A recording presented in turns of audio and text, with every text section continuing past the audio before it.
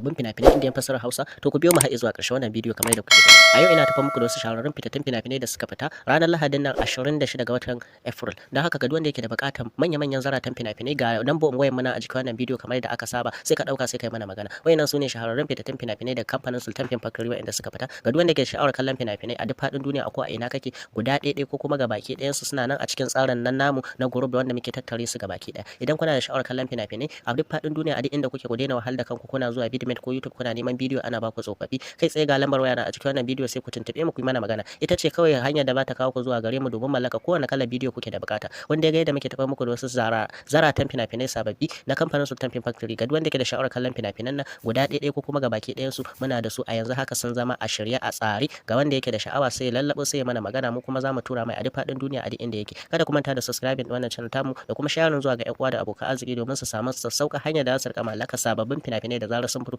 Mun gode da ba mu aran lokacin mu, sai mun ƙara haɗuwa da ku a zafafan fina-finai masu fitowa.